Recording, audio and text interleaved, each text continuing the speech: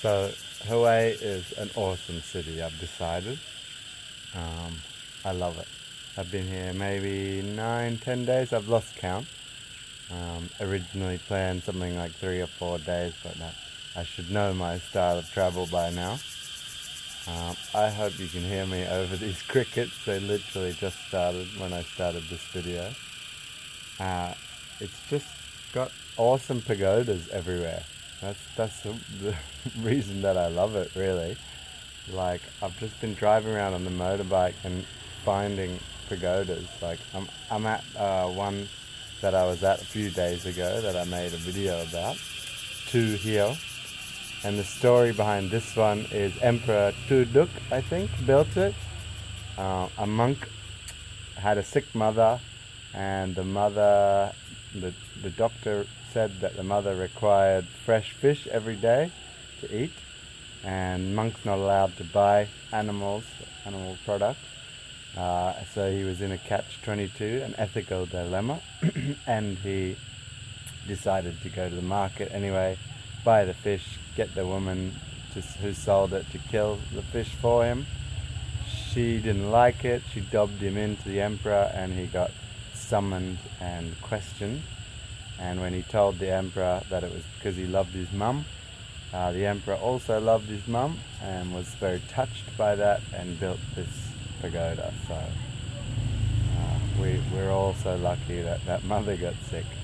And the front of the pagoda has a pond full of catfish in memory of the monk.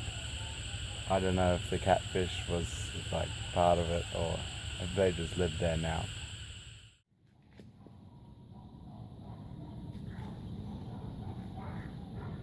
Now, at the graveyard just up here, you'll notice there's a bunch of graves, and there's one specific one which is painted in green. And the story goes with that one that it's the grave of the eunuch.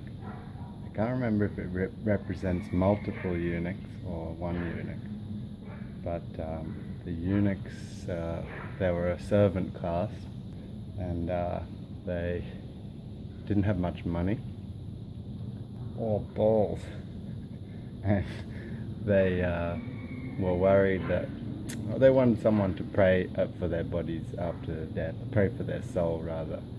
So they saved a bunch of money and somehow bought himself a grave up here, and it's painted all green, which is the color of the mandarins and perhaps the color of the eunuchs as well, I guess.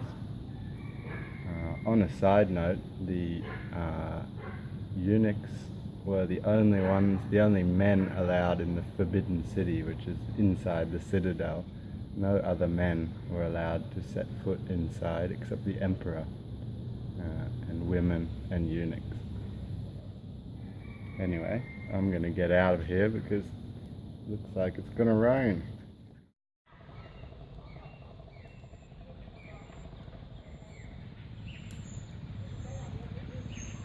What I love about this monastery, Tu Hiau, is that at the little pond out front with the catfish, seems to attract a bunch of like high school kids or young uni students. Seems to just be like a nice place for them to come and hang out of an afternoon. I've been here the last couple of days, and there always seems to be young people just sort of enjoying the atmosphere. But yeah, yesterday I went just for a drive outside the city, up a hill, found this cool pagoda. Like, it was just situated beautifully up in the mountains. The drive took me instantly into like village land so quickly, just maybe 20 minutes driving out of the city.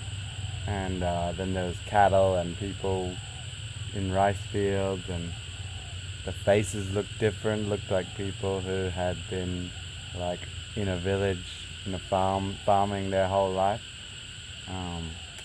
There was beautiful mountain scenery all around, and the path up to the pagoda was beautiful.